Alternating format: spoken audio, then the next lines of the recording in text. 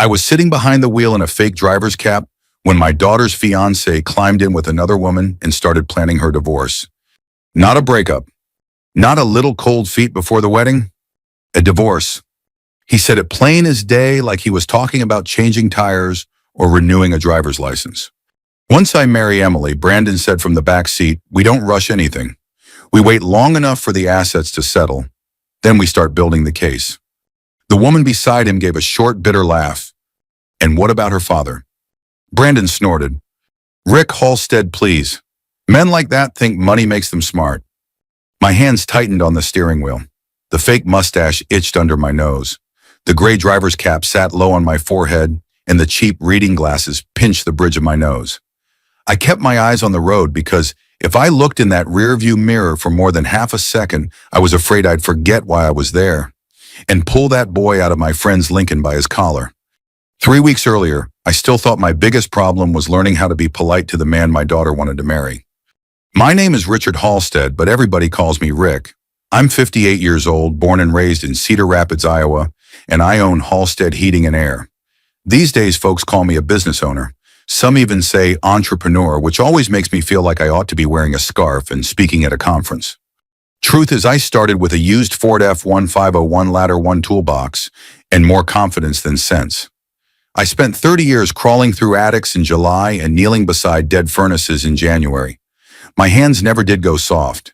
Even after I hired crews and moved into an office, there was always a little grease under one nail, always some old scar across a knuckle. I didn't build a fortune, not the kind you see on television, but I built enough. Enough to give my wife Linda a comfortable life. Enough to send our only daughter Emily through college without loans. Enough to make sure she never had to stay with a man just because rent was due. Maybe that's why I was so scared when she brought Brandon Cole into our lives. Emily announced the engagement on a Sunday evening.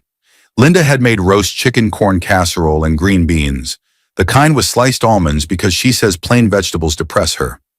The Iowa Hawkeyes game was on low in the living room, mostly for background noise, and I was in the kitchen trying to tighten a loose cabinet handle that had been loose since Easter.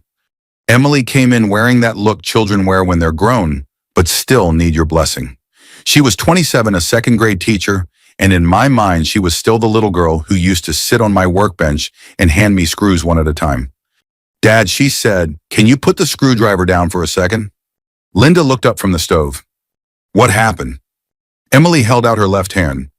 The ring caught the kitchen light before I even understood what I was seeing. Linda gasped and covered her mouth. Oh, sweetheart. Emily smiled so wide her eyes filled. He asked me last night, she said, at the Riverwalk in Des Moines. It was cold and I looked terrible, and he still got down on one knee. Linda rushed to hug her. I stood there holding a Phillips screwdriver like a fool. Then Emily looked over her mother's shoulder at me. Dad, she said softly, before you say anything, he's a good man. That hurt a little. Not because she said it, but because she felt she had to. I set the screwdriver on the counter. Then I looked forward to seeing it for myself. Linda shot me a look that meant behave. After 35 years of marriage, a man learns to read his wife's face like a weather report. Brandon came to dinner the following Friday. I'll give him this. The boy knew how to enter a room. He was 33, tall, clean-shaven, with dark hair combed just right, and a navy coat that fit like it had been made for him. He smelled expensive. Some sharp cologne that hit the air before he even took off his gloves. It covered the warmer smells in our kitchen chicken broth coffee, Linda's lemon dish soap, and for some reason that annoyed me. Mr. Halstead, he said, reaching out his hand. It's an honor. Honor. That was the first word that made me twitch. He shook firm, looked me in the eye, smiled just enough. Not too much. That was the thing about Brandon. He never overplayed the part. He praised Linda's cooking without sounding fake. He asked about my business without sounding nosy. He even remembered that Emily had told him I used to coach her softball team, though he called it baseball first and corrected himself with a charming little laugh. Linda liked him right away. Emily watched me all night waiting for the verdict. I tried, I truly did. Brandon helped clear the plates. He asked Linda if she needed more ice. He told Emily, sit down, sweetheart. I've got it, in a voice soft enough to pass for caring. But I noticed things. When Emily started telling us about a student in her class who had finally learned to read a full page by himself, Brandon interrupted and finished the story wrong. Emily laughed it off, but her smile dipped for half a second. When Linda asked Emily about wedding ideas, Brandon answered first. When I asked him how real estate was treating him in Des Moines, he gave a smooth answer about markets, relationships, and long-term wealth. It sounded impressive without saying much of anything. Then while Emily and Linda were in the dining room looking at the ring under better light, Brandon stood beside me near the sink and looked out toward the driveway where two of my company trucks were parked because one of my supervisors had dropped one off for maintenance. "You built all this yourself?" he asked. "Most of it," I said, "had help along the way." He smiled.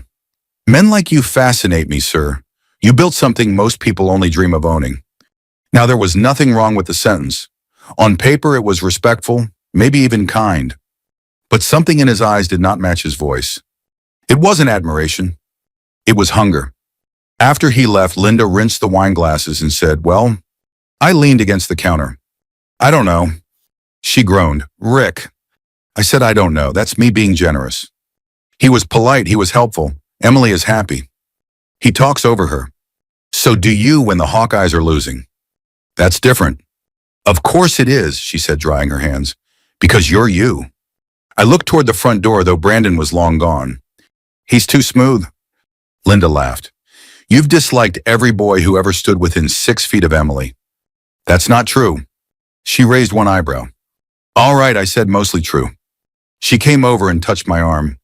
"Honey, she's grown. You don't have to like everything. You do have to let her live." I knew she was right. That was the hard part. Still that night I lay awake and thought about Emily's face when she showed us the ring. I thought about all the evenings I had missed when she was little because somebody's heat went out or a nursing home needed emergency service. I had told myself I was doing it for my family, and I was. But time does not give refunds. Maybe I had spent years trying to protect Emily with money, and now the money had become the thing I needed to protect her from. A few days later, Linda caught me staring at Brandon's public social media page on my phone. She shook her head. "Oh, for heaven's sake." "I'm just looking." "You're investigating." A father is allowed to be curious. A father is allowed to ask questions.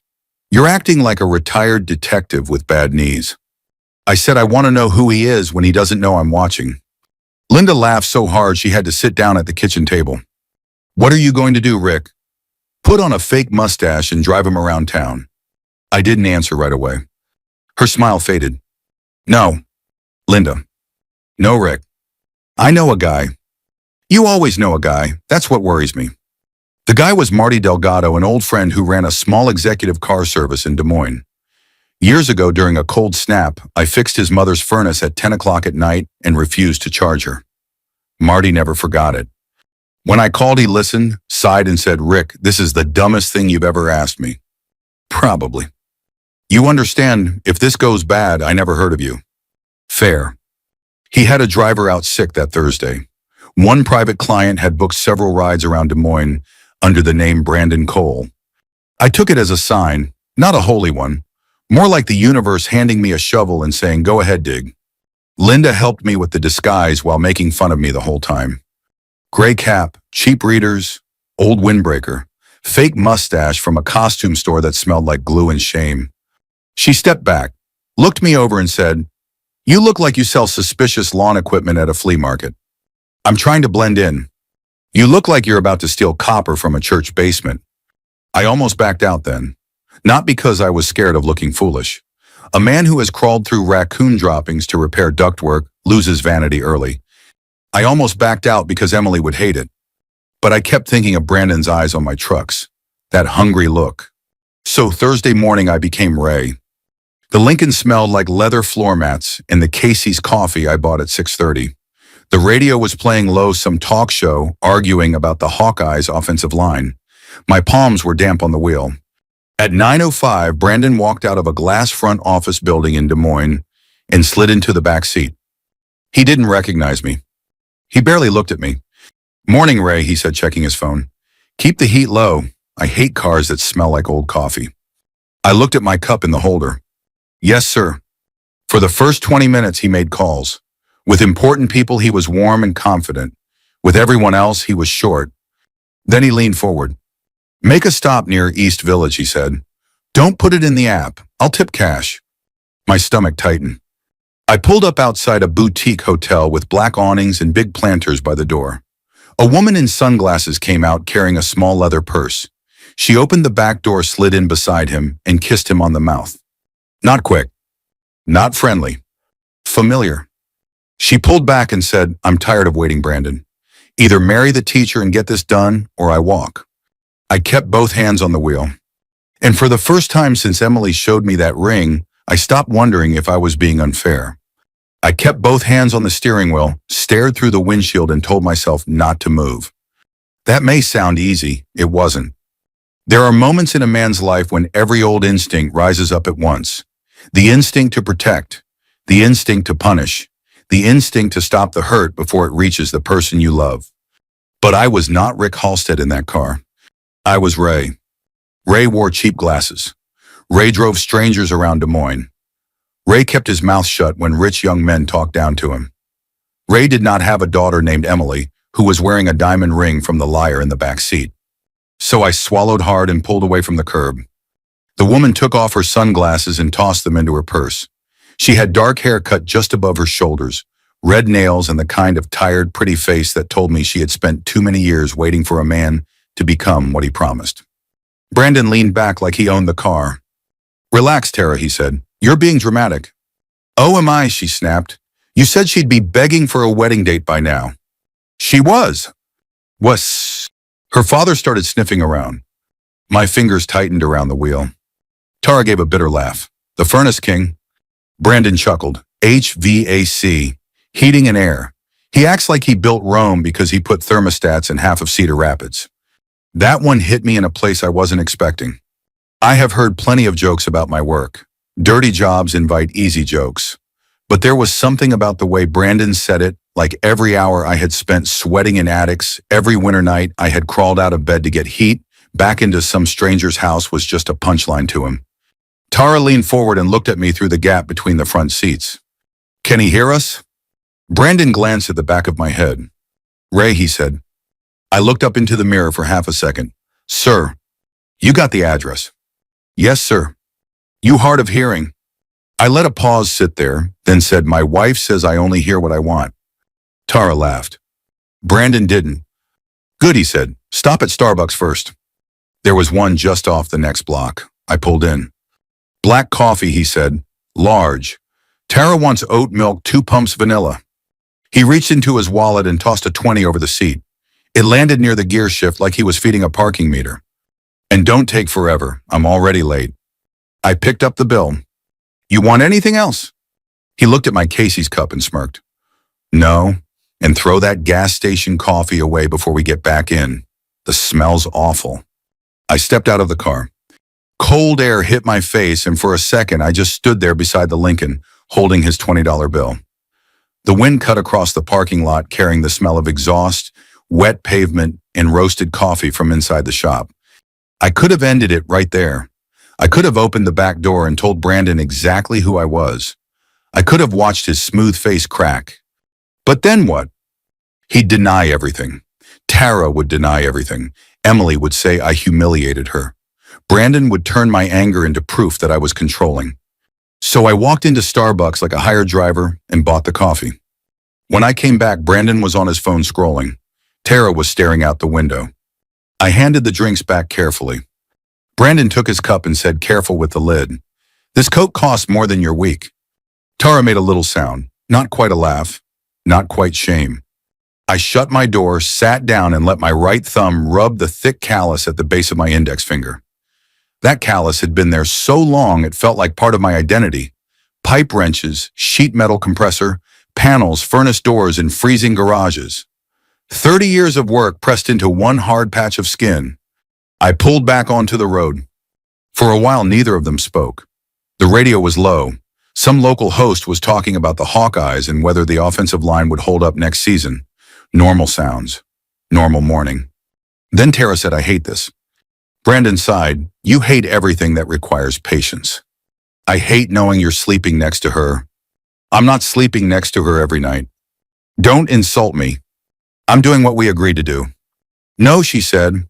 "We agreed you get close, get engaged, and move it along. Not play house with some school teacher like you forgot who was waiting."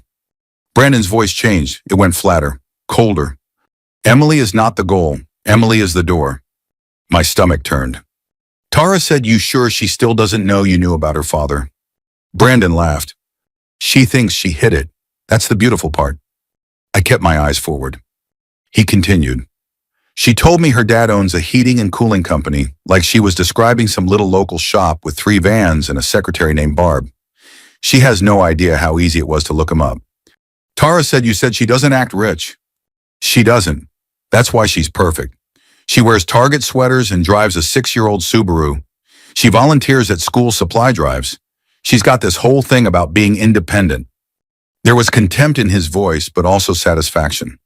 Like Emily's goodness was not something to admire. It was something to use. "That helps us," he said. "If I make the prenup sound like her father's idea, she'll hate it. She wants to prove she's her own woman." Tara was quiet a moment.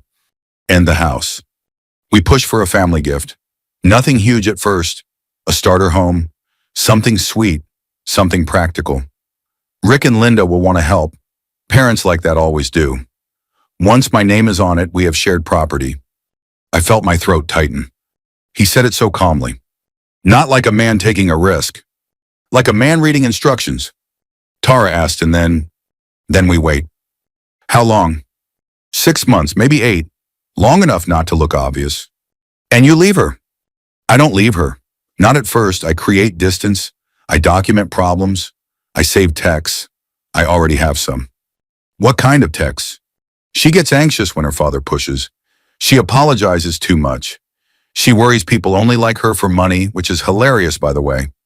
Tara laughed, but it sounded forced. Brandon said, "If she gets difficult, I start making notes. Emotional instability, family interference, pressure, control issues, I stay calm." People believe the calm person. I almost missed a green light. A horn blared behind me. Brandon leaned forward. "Ray, green means go." "Sorry," I muttered. Sun caught my eye. It was cloudy. He sat back. I reached down at the next light and pretended to adjust the heat. Really, I opened the voice recorder on my phone and slid it into the cup holder under a napkin. Marty's car had a dash cam, but a little red light kept blinking on it in a way I didn't trust. I needed something. Anything. Tara said, "What about her father's company?" "That's phase 2. "Phase 2, she repeated. "Listen to yourself." Brandon ignored that. "Rick has connections. Contractors, developers, city people, property managers. I get close. I let him think I admire him. Maybe he brings me in for legal work. Maybe he introduces me to people. Either way, I move up. He won't just hand you a job. He might if I marry his daughter. And if he doesn't..." Brandon gave a soft laugh. "Then I find leverage." The car felt smaller suddenly. He said companies like his always have something. Misclassified workers, permit shortcuts, old tax gray areas, safety complaints. I don't need a crime. I just need enough smoke to make a man like that pay to keep things quiet. Tara whispered, "You'd blackmail him." "I'd negotiate." My jaw clenched so hard it hurt. I thought about my foreman, my crews, men who had worked beside me for 20 years. Men who came to my house for 4th of July cookouts, brought their kids, teased Linda about making too much potato salad. I thought about payroll, insurance inspections, all the boring necessary things I had done right because families depended on me. And this boy with his polished shoes and clean fingernails wanted to dig around my life like a raccoon in a trash can. Tara said, "You're getting too comfortable." "No," Brandon said, "I'm getting close." "She loves you." "That's useful too." I stared at the road. That was the moment my anger changed. Before then, I had been mad like a father, hot, protective, personal. But hearing him call my daughter's love useful made something in me go still. When a furnace is about to fail, there's sometimes a silence before it kicks wrong. A pause that tells you the system is under strain. That was how I felt, quiet but dangerous inside. Tara said in me. His voice softened just enough to be convincing. "You know it's always been you." She didn't answer. "I'm serious," he said. "Emily is temporary. You and I are the future. I just need the paperwork first." I turned into the circular drive of a country club outside Des Moines. Brandon straightened his coat and checked his hair and his phone camera. "Wait here," he told Tara. "I'll be 20 minutes. He stepped out, leaned down toward the front window and said, "Ray, keep the car warm and try not to make it smell like a truck stop." I nodded. "Yes, sir." He walked away like a man who had never once imagined consequences. Tara sat in the back seat watching him through the window. Then she pulled out her phone and made a call. Her voice dropped. "He thinks he's the only one keeping copies," she said. "He's not. If Brandon thinks he can play me too, he's out of his mind." I looked at her in the rearview mirror. For the first time, I realized Tara might not be innocent. But she might be useful. A minute later, she opened the door and stepped out. Before she left, she leaned toward me. "You didn't hear anything, right?" I kept my face dull and tired. "Ma'am," I said, "at my age, I barely hear my own knees." She laughed once, sharp and nervous, then walked toward the side entrance. I sat there with my phone still recording under a napkin, my heart pounding so hard I could feel it in my teeth. Emily was not engaged to a man. She was standing in front of a trap, and I was the only one who had heard it snap open. I didn't drive straight home after I dropped Brandon off. I should have. Linda was waiting. Emily was walking around somewhere with that ring on her finger, probably texting him heart emojis, while he sat in some country club, telling another man how honest and ambitious he was. But I couldn't go home yet.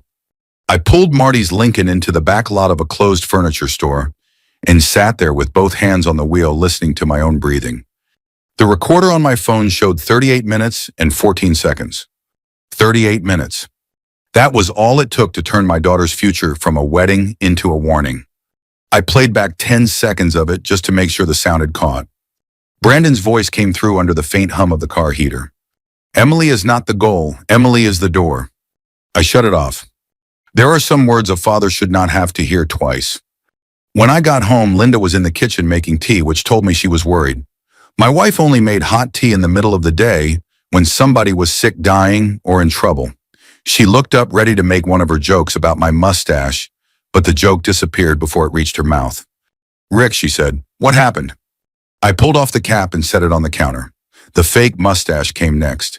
It peeled off with a sting, leaving my upper lip red and ridiculous. Any other day, Linda would have laughed until she cried. That day, she didn't smile. I put my phone on the kitchen table and pressed play. For the first minute, she stood with her arms crossed. By the third minute, she sat down. By the time Brandon started talking about making Emily look unstable, Linda covered her mouth with both hands. "Oh my God," she whispered. I stopped the recording. "No," she said, "play the rest." So I did. She listened to the part about the starter home, the joint property, the family gift, my business, the leverage. She listened until Brandon said she loves you. That's useful too. Linda turned away from the table like she might be sick.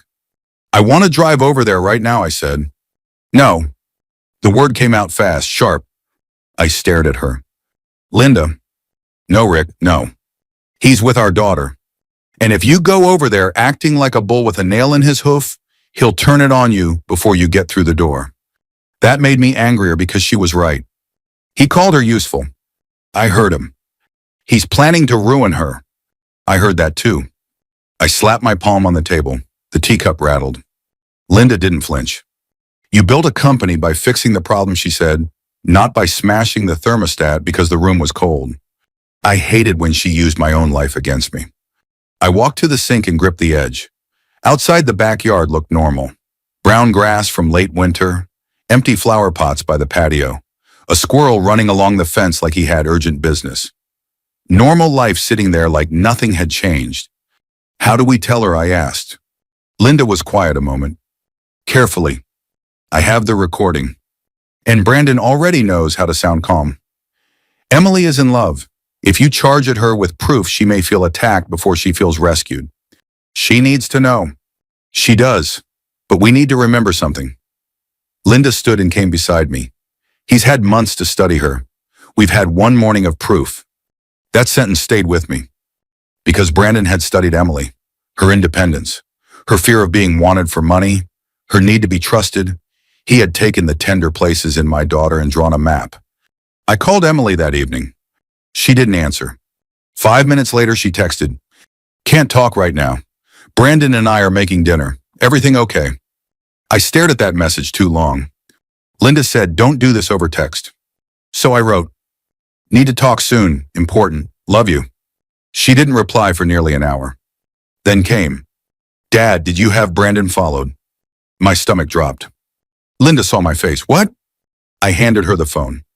The second message came before either of us spoke. "He told me. He said you don't trust me and you're trying to dig up dirt on him. Is that true?" I sat down slowly. Brandon had moved first.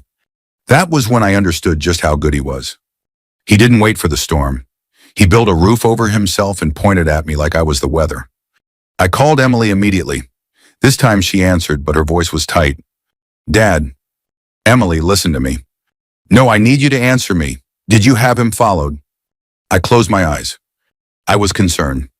"That's not an answer." Linda shook her head slightly, warning me not to lie. "Yes," I said, "in a way." In a way, Emily laughed once, but there was no humor in it. "What does that mean?" "It means I found out things you need to hear." "No, Brandon said you'd say that." "Emily, he said you would try to make it sound like protection. He said you still see me as a little girl who can't choose her own life." My chest hurt. "That's not true." "Then why are you acting like it?" I had no clean answer. She said, "Do you know how humiliating this is?" He was embarrassed. He was hurt. He said he's never had someone's family treat him like a criminal. "He's manipulating you." "Stop." Her voice broke on that one word. "Please stop. I love you, Dad, but I can't do this right now." The line went dead. For a long while, I just held the phone. Linda sat beside me. "He got to her first," I said. "Yes. And now I look like the villain." "For now." I turned toward her. "For now." Linda's face was pale but steady. Truth has weight. It just doesn't always land the first time. The next morning, Emily came by the house. I think part of her wanted to give me a chance. I also think Brandon had coached her. She stood in our living room with her coat still on purse over her shoulder, ready to leave before she had even sat down. I had printed nothing. I had prepared no speech. Maybe that was my mistake. "Dad," she said, "I need you to respect my boundaries." There was Brandon's language. I nodded. "All right. I am not a child. I know you love me. I know you worry. But hiring people or spying or whatever this is, it's not okay." "I agree." That surprised her. I said I handled part of it wrong. Her face softened just a little. "But what I found is real." And there it was. The softness vanished. She stepped back. "No. Emily, please listen to the recording. I'm not listening to some edited thing you got from God knows where. It's his voice. Brandon said you'd have something." "Of course he did," I said, and my own frustration leaked through. She flinched. Linda stepped in. "Sweetheart, nobody is trying to hurt you." Emily looked at her mother with tears in her eyes. "You already did." Then she turned and left. The front door closed softly, not slammed. Somehow that was worse. I wanted to run after her. Linda took my hand. "Don't. She thinks I betrayed her." "You did betray her privacy," Linda said gently. "Even if you were right." That one stung because I couldn't argue with it. I spent the rest of the day at the shop pretending to work. The service bay smelled like sheet metal old oil and the burnt dust that comes off furnaces the first time they kick on and fall. My guys knew better than to ask questions. I sat in my office with Brandon's voice in my head and Emily's hurt face in front of me. By 4 o'clock, I called Marty. "I need one more favor." He sighed. "Ray retired." "Not that." Using the pickup address, Marty's booking notes, and a little public information that wasn't hard to find, we identified Tara Vance. She worked remotely most days from a coffee shop in the East Village, the kind of place with exposed brick and $8 muffins. I drove there myself the next morning. No disguise this time.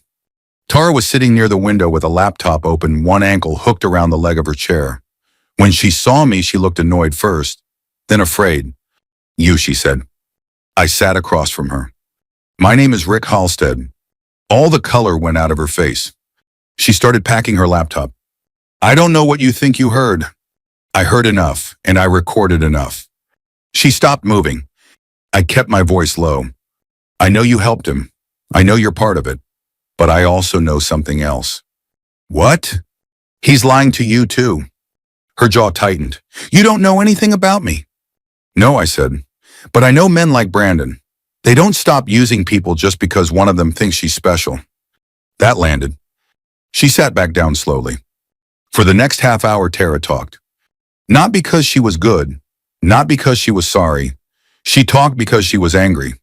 She and Brandon had been together for years. High school sweethearts, more or less. She had waited while he built his real estate career.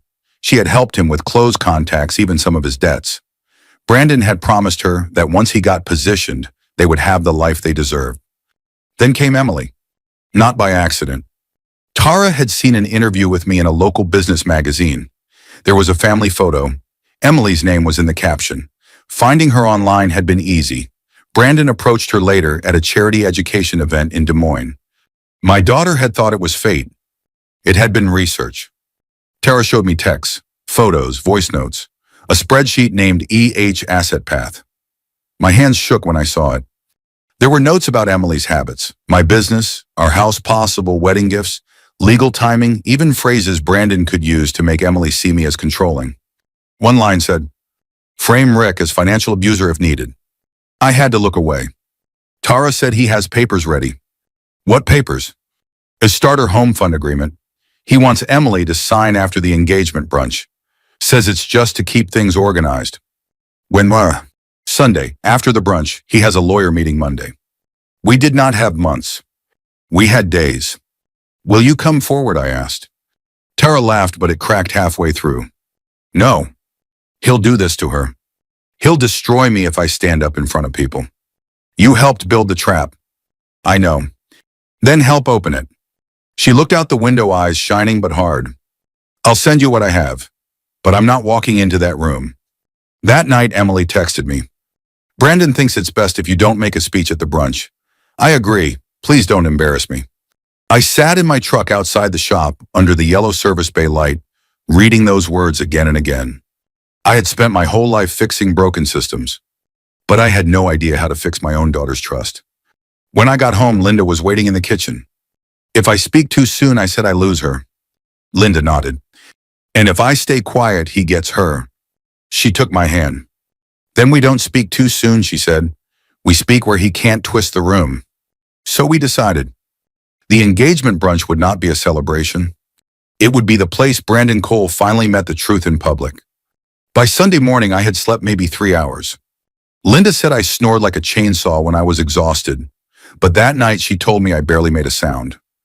I lay there staring at the ceiling fan, listening to the house settle, thinking about Emily walking into that brunch, believing she was about to celebrate her future.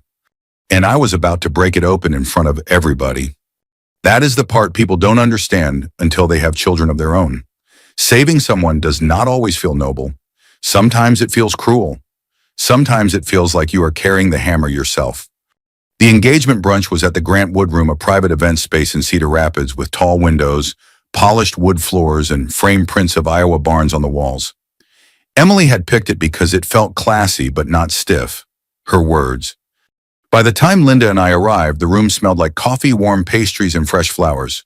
White tablecloths covered the round tables. There were little cards with Emily and Brandon's names printed in blue. A slideshow played near the front, showing pictures of them at pumpkin patches, restaurants, and some overlook in Des Moines, where Brandon had his arm around her like he had invented tenderness. I hated that picture most. Linda touched my sleeve. Breathe. I am. No, you're making that furnace noise. She was right. I let out a slow breath. Across the room, Emily stood beside Brandon near a table of mini quiches and fruit. She wore a soft green dress and pearl earrings I had bought her when she graduated college. She looked beautiful. She also looked nervous. When she saw me, her smile flickered. That hurt more than I expected. Brandon noticed too. He leaned down and said something in her ear. Emily nodded, but she did not come over. Brandon did. Mr. Halstead, he said, holding out his hand. Glad you could make it. His smile was perfect. His grip was firm. His eyes told me he thought he had already won. I shook his hand. Wouldn't miss it. He looked at Linda. Mrs. Halstead, you look lovely. Linda smiled politely. Thank you, Brandon. If you didn't know my wife, you would have thought she was calm. I knew better. Her left hand was closed tight around the small blue purse where she kept the flash drive Tara had sent. At first, everything went the way Brandon wanted. People hugged. They laughed. Linda's church friends praised the flowers. Emily's teacher co-workers gathered near the coffee urn and talked about classroom supplies. A few of my business friends slapped me on the back and made jokes about paying for a wedding. Marty Delgado was there too, pretending he had come as an old family friend, which was true enough. He gave me one careful nod from across the room. The evidence was ready. At least I thought it was. Brandon moved through the crowd like a man born for rooms like that. He remembered names. He asked one of Linda's friends about her hip replacement. He told Emily's principal that teachers were the last honest people in America. People ate it up. And I understood for one uncomfortable second why Emily had fallen for him. He was good. Not loud, not greasy, not obvious. Good. He came across like the kind of young man older folks want to believe still exists. Respectful, ambitious, clean cut. The kind who says yes, ma'am, and helps carry folding chairs. That made what I knew feel even uglier. About 40 minutes in, Brandon tapped a spoon against his champagne glass. Can I have everybody's attention? The room quieted. Emily looked up at him with soft eyes and I almost lost my nerve. Brandon took her hand. I just want to thank all of you for being here, he said. Emily and I are blessed to have people around us who believe in love, family, and trust. Trust. I felt Linda's shoulder brush mine. Brandon continued. I know marriage isn't just about romance. It's about patience, respect, boundaries. It's about two people choosing each other, even when the world gets noisy. A few people nodded. Then he smiled toward me. And I know fathers sometimes have a hard time letting go of the steering wheel. There was polite laughter. My ears went hot. Emily glanced at me embarrassed. Brandon raised his glass.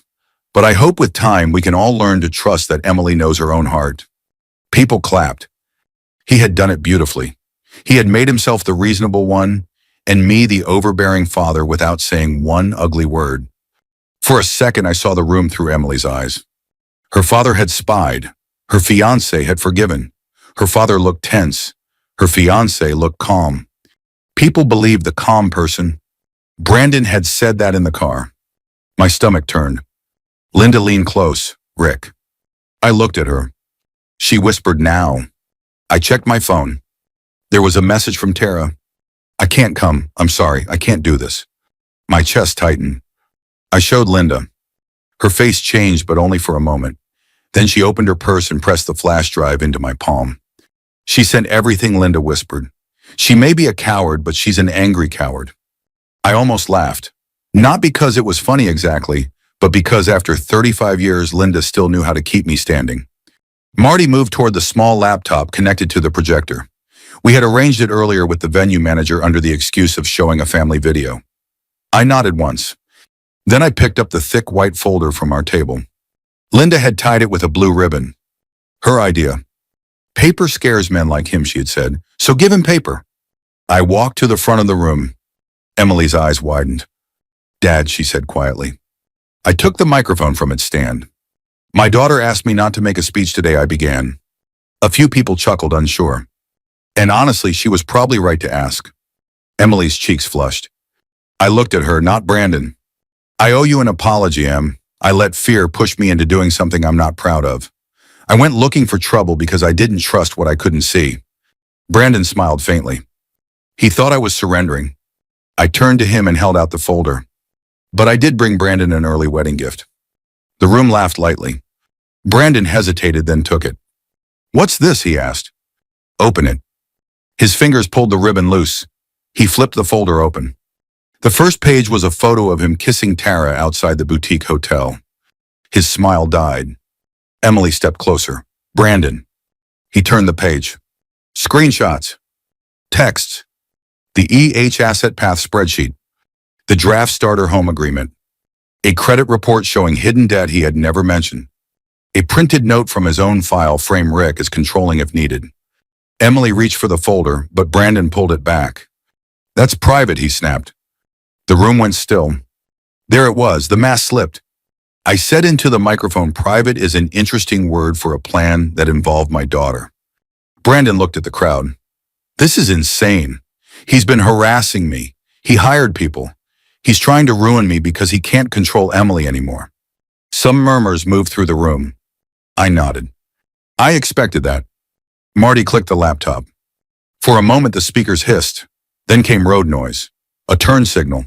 A faint radio voice talking about the Hawkeyes' offensive line. Then Brandon's voice filled the room. Emily is not the goal. Emily is the door. Emily froze. Linda reached for her, but Emily didn't move. The recording continued. If I make the prenup sound like her father's idea, she'll hate it. A woman near the coffee urn gasped. We push for a family gift, a starter home. Once my name is on it, we have shared property. Brandon lunged toward the laptop, but Marty stepped in front of him. Easy, Marty said. Lots of witnesses. Brandon pointed at me. That's edited. I said, then let's compare it to the text. The projector changed. There were messages between Brandon and Tara, time-stamped blunt and ugly. Tara, she still doesn't know you knew about her dad. Brandon, she thinks she hid it. That's why this works.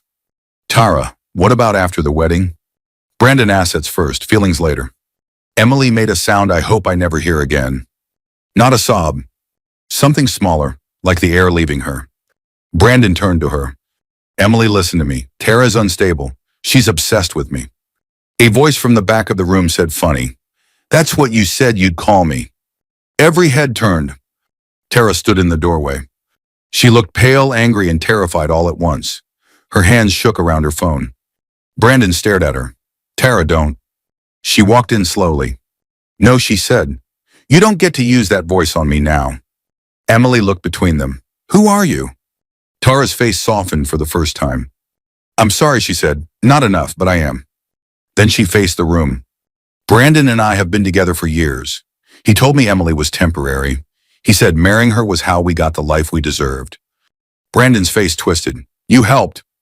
I did, Tara said. And then I realized you were planning to use me too. She lifted her phone. You taught me to keep receipts. That line landed like a gavel. Brandon looked around the room, searching for one friendly face. He found none. Emily slowly took the engagement ring off her finger. Her hands were steady, though her face was white. She walked to the champagne table, picked up Brandon's glass, and dropped the ring into it. The tiny clink seemed louder than the recording. You wanted something expensive from my family, she said. Keep that. It's the last thing you'll ever get from us. Brandon opened his mouth, but no words came. For once, the calm man had nothing calm to say. He turned toward the exit. I stepped in front of him. I didn't touch him. I didn't threaten him. I didn't need to. You're going to walk out of here, I said quietly, with everyone knowing exactly who you are. His eyes flicked over the silent room.